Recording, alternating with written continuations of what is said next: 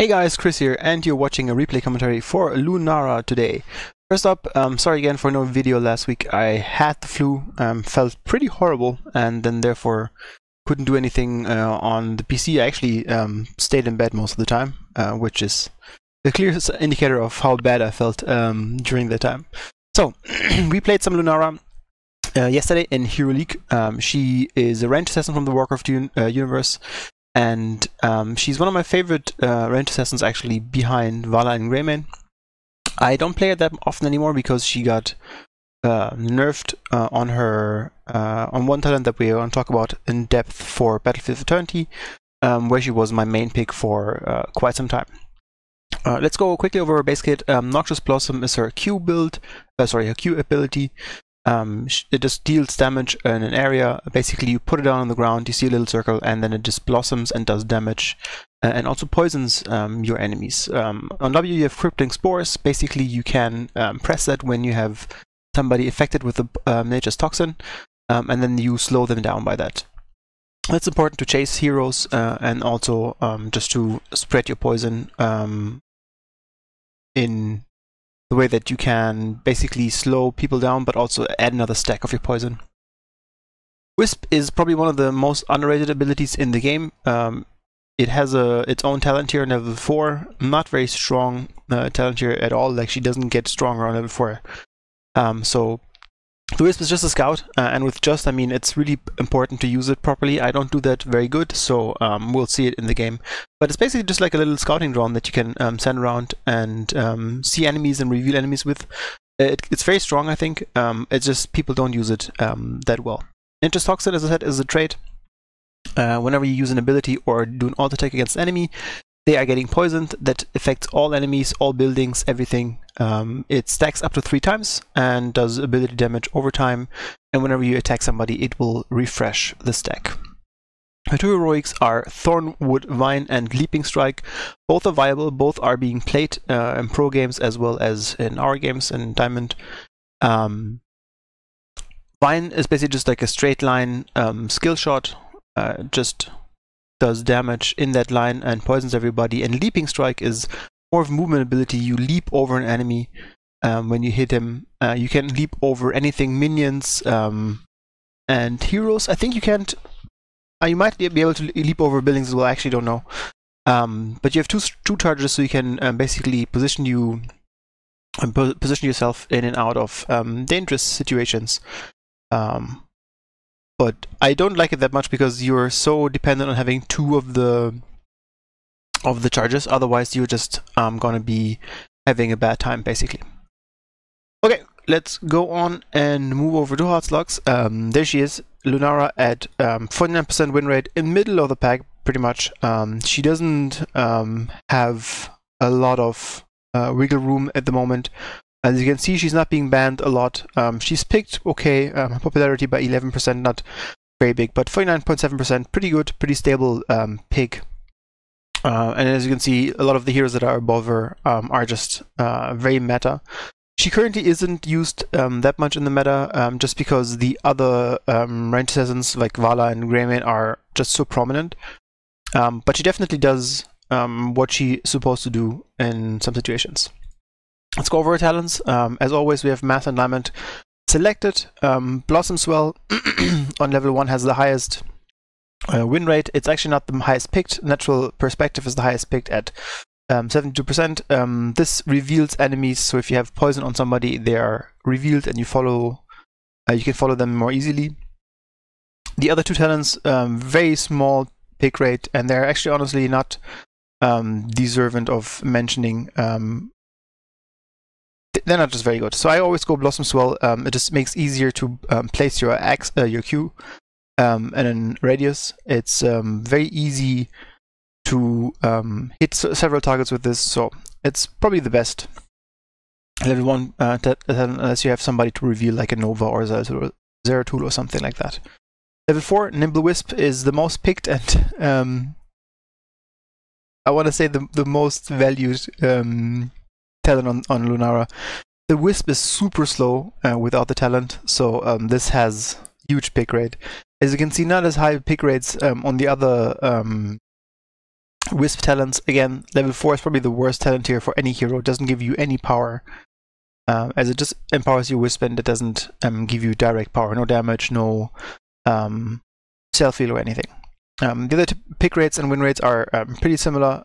Dividing Wisp, where you create a second copy of the Wisp when you relocate it, has a very high win rate, but I don't think it's actually very relevant because it's just played so little. Level 7. Interesting for me to see that Siphoning Toxin has such a high win rate, but it's also picked only 179 games, so you know, you never know how that comes together. Basically, you heal with your poison, and then we have 3 talents that are all, in my opinion, very good. Wild Vigor gives you increased basic attack damage if you use your W, so that can be useful in situations where you have to lane solo, for example, and have to push somebody out.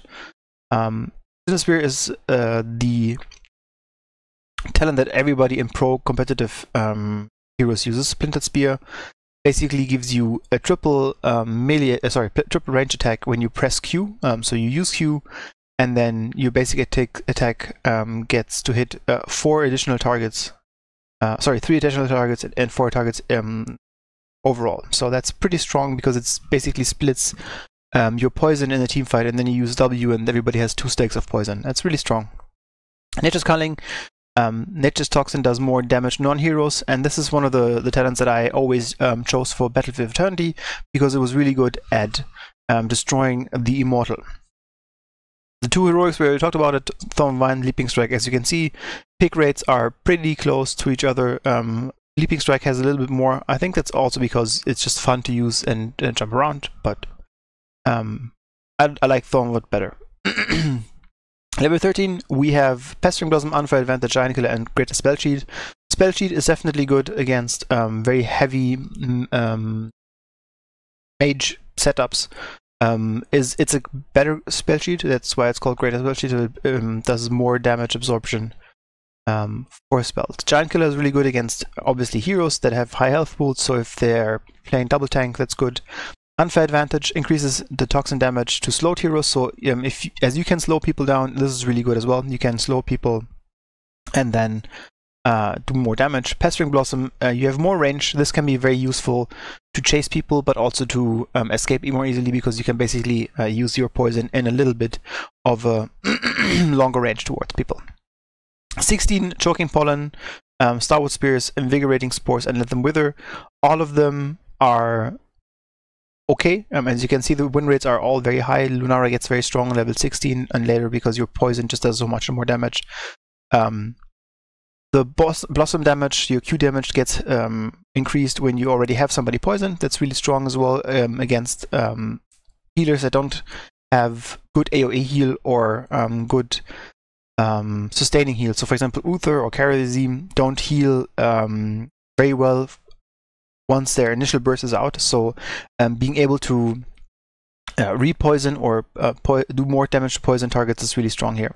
Starwood Spear, increased basic attack range, can be very strong because you basically have more time to adjust to things. So if you press your W, you basically have a longer attack range.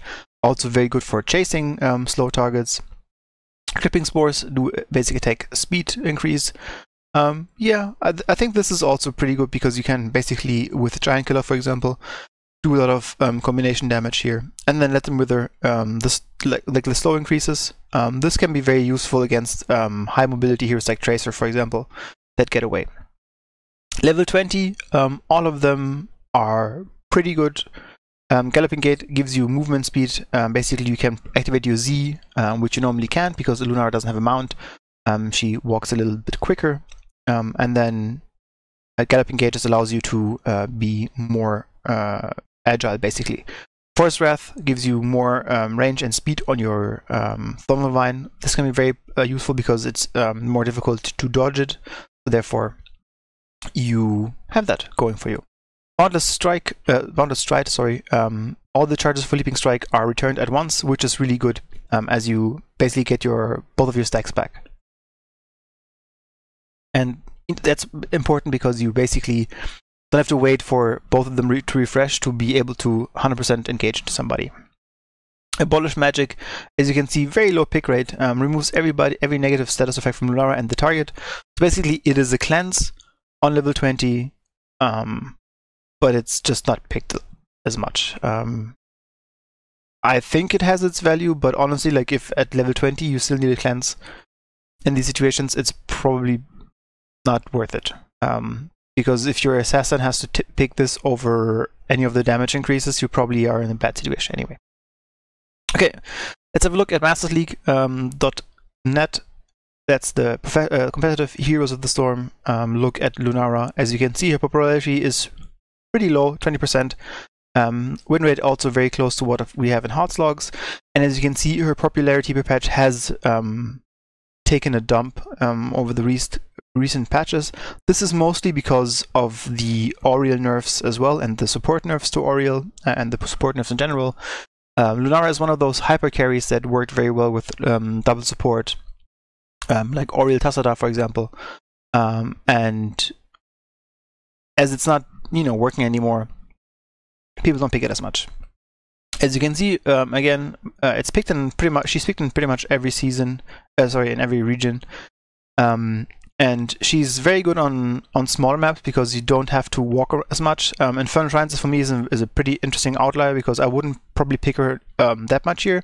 But in the double support snowball meta, you basically just put her on the bottom lane and have a push there, and it worked pretty well. Battlefield 20 is the map that I play the most on. As you can see, she doesn't have a very good win rate on there. Which is mostly because of the other heroes on the map just being much stronger. Let's have a look at builds for just 1 second before we jump into the replay. As you can see, natural perspective is what most people go for. I like Blossom Swell, as I said. Nimble Wisp on level 4 is pretty much a staple. And then 7 has Splintered Spear for most of the situations. As you can see, you have sometimes Nature's Culling in some of these builds. I'm pretty sure these are all for Battlefield Eternity or similar maps where it's like mostly about the objective. And as you can see, both of the heroics are picked mostly. Level 16 and 13 heavily depend on who you play against. So you can see Giant Killer, you see Greater Spell Shield, and also Unfair Advantage. So all is pretty much viable. And then on 16 you see Starward Spear. The attack range increase is mostly picked. That's just because in competitive you have to be very careful where you position yourself, and a longer attack range just allows that. And then Galloping Gate and the heroic upgrades are level 20 picks for most of the time. Let's have a quick look at counters for this. Again, because we're looking at only competitive matches, these are a little bit weird because of the amount of games I played. For example, 10 Artanis games have like 70% win rate. Artanis is obviously not very picked, not often picked, so they're a little skewed to the numbers, but like these are pretty telling. Like Sonya has a very high win rate, Tassada, Liming, Tassada especially because he negates a lot of the damage that she does with the poison. And then the further we go down, we can see where the is. Let's have a look. There you go, Uther, only 48% win rate. She is considered, or she was considered, a pretty hard Uther counter because of the poison. Basically, Uther only has one AoE heal with his W, and she just counters that very heavily, so therefore she was picked a lot against him in earlier metas. Okay, one last look at my stats. That's not the correct one. Let me change that picture. I'm sorry for that. So that's the correct picture. So Lunara, my stats look very good. 57% win rate on nearly 90 games. Pretty strong, but that's also because I mostly pick her in situations where I know I can win with her. She is one of my favorite assassins, as you can see, level 22, level pretty high level for her. And then again, the stats pretty okay, KDA pretty okay, but average takedowns, I do my job as an assassin, so to say. Yeah, that's pretty much it. I really like to play her, and we're going to jump into this game and have a look how I did in this situation now. Okay, so Battlefield Eternity, we play against a solo support Karazim, and we play double warrior against us with Leoric and ETC, and we have two ranged opponents in Suljin and Liming, and we are... where are we? Here we are. Zooming in and dancing and looking at the cute costume actually. So for this game we chose to have Lunara because we still needed some push for the Immortal, but also we wanted to have a ranged assassin damage dealer. So what happened is basically we banned Greymane first, I think, or they banned Greymane first, I'm not 100% certain anymore, and they had, and there's the Wisp by the way, and they had banned Vala, so there was no ranged assassin left anymore that does easy push, sorry, no auto-attack ranged assassin that does easy push against the Immortal, and then they picked Karazim, and our Rhaegar, I think, suggested Lunara as a pick here, and I felt very comfortable on her. I hadn't played her in a couple of months now, I think, but she's very easy to play, and so I felt like I was comfortable doing it. And you can really see a little bit of my power here. 2 poison targets, now it's going to be a third poison target if I don't attack the Karazim. But basically my poison always ticks on people, and the Karazim really has to hit as many people as possible with his heal, which makes it a lot more difficult for him to focus on his other jobs of trying to pressure us and doing damage to us. As you can see, we pretty much have a very aggressive lineup with Muradin, Rhaegar and Genji, so I have to be very careful about my positioning to not also get in the trouble of basically being out of position and being too greedy. Now you can see there's a lot of poison going on here. Poison here, I had poison on the ETC, I tried to poison the Suljin there. This is the problem that Karazim is gonna have, where we basically... and I get hit by the minion. I was very upset about that. I was dodging the skill shot and the minion exploded the orb, so I actually still got damage.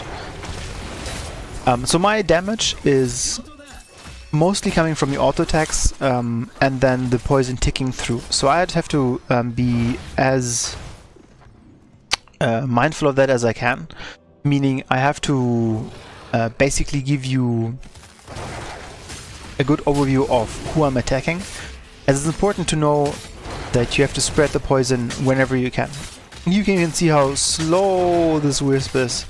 So without Nimble Wisp it can be a pretty difficult item to use, or a difficult ability to use, because you basically never see. And now I've got Nimble Wisp, so it's much quicker. Because it's difficult to see anything with it. It doesn't have that much vision, but then also it's super slow. We're invading this here for no apparent reason, because this is not really anything that is important. But our Muradin is going to die for it. Nothing that we can do against this when somebody jumps in like this. Try to get some damage from the Earth Shield there as well. Not Earth Shield, Storm Shield, sorry. And now I'm just doing damage. You can see the poison stacks here on the Immortal. So even if I'm moving away, and I actually misplaced my Q there for some reason. Even when I'm not attacking the Immortal constantly, it will take some damage from that.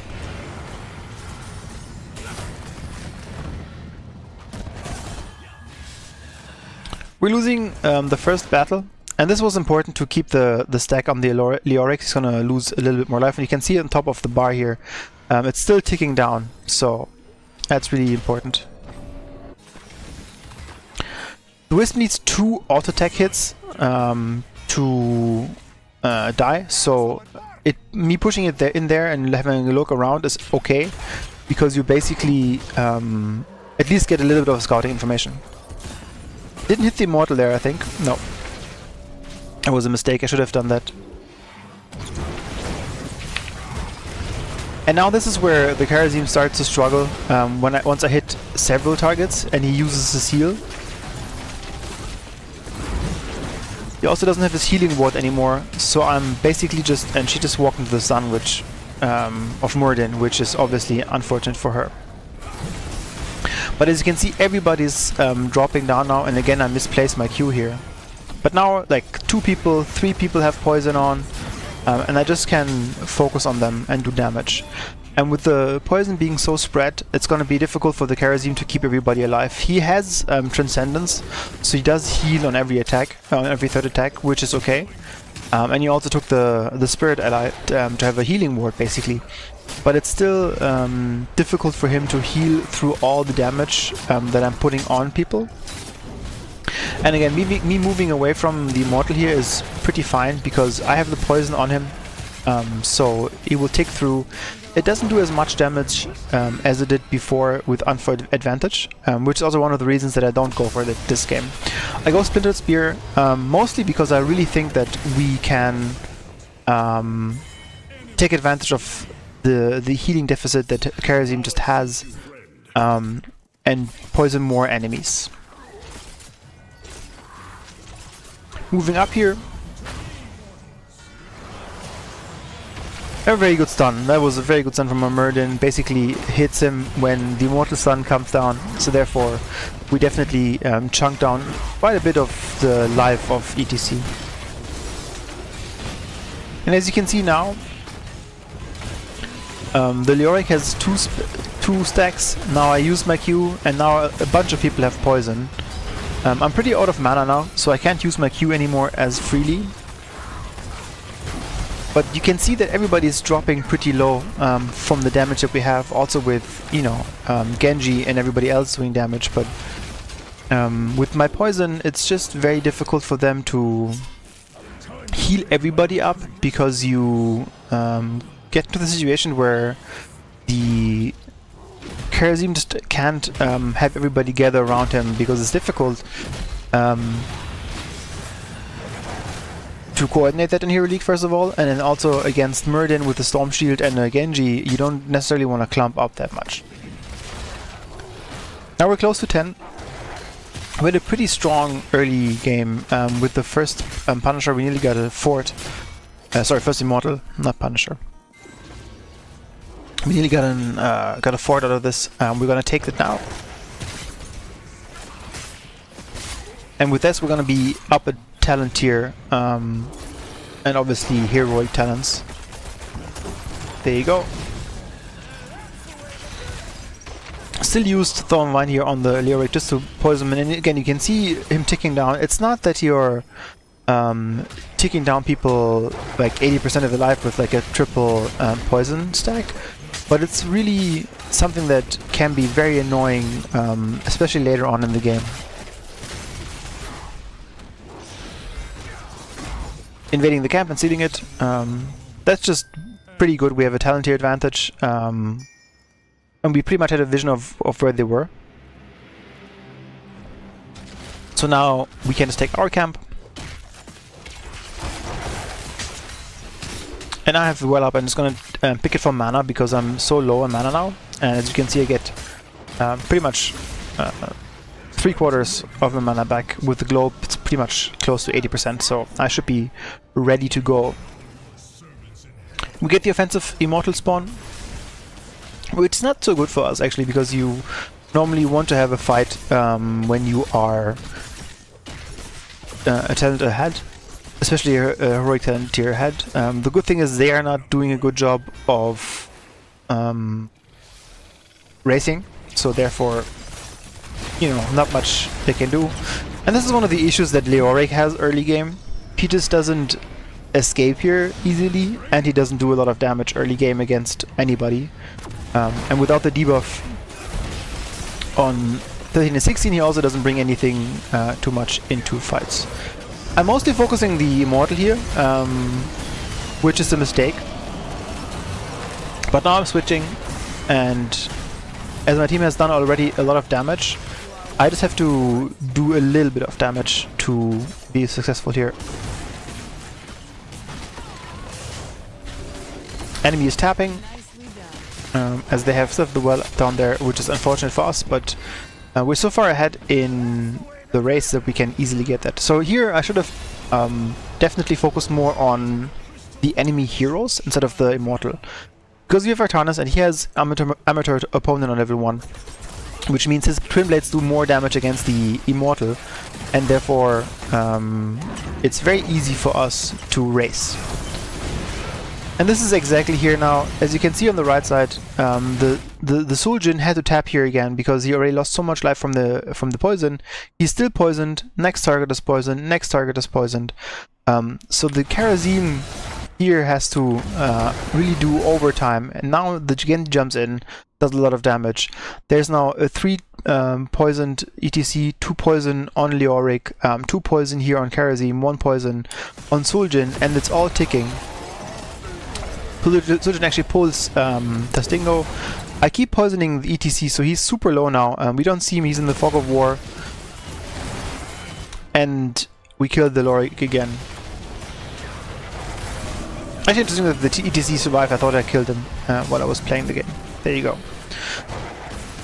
But we're just running over them, to be honest. We have a pretty good poke composition. Our damage is very well spread. We use Dragon Blade to be very effective here.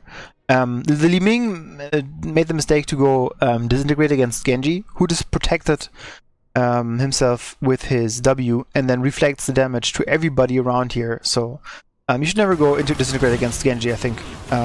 Too difficult to use against him. Now I have Giant Killer, meaning my auto attacks also do more damage against these high health targets like ETC. And he suffers quite a bit from it. Again, I just try to poison everybody as much as I can. There you go, ETC falls. Pretty straightforward how you do damage with Lunara.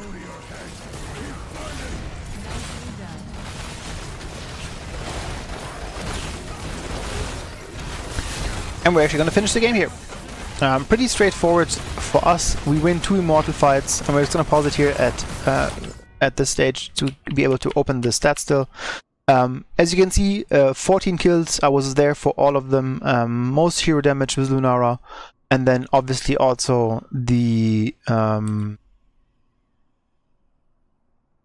poison on everybody. You can see the Karazim actually healed quite a bit.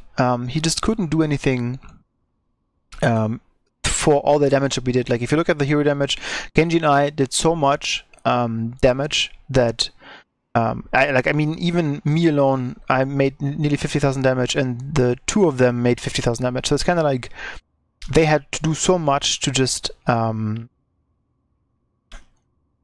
to kill us, and they couldn't do anything. And then Leoric obviously fell pretty flat because he couldn't get to level 13 at all. So his early game doesn't do anything. So pretty straightforward game for us. I hope I could show you a little bit of how the poison of Lunara works. The game was very easy. Again, second immortal, 1054. We're going through this.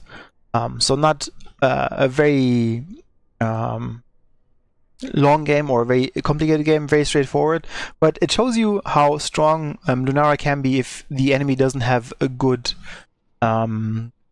healer against her, and she just thrives on that. So last tip before we end the video here is don't pick her against healers that have very good sustain. So against Lucio, against Morales, she doesn't really shine because they just heal off the poison too easily.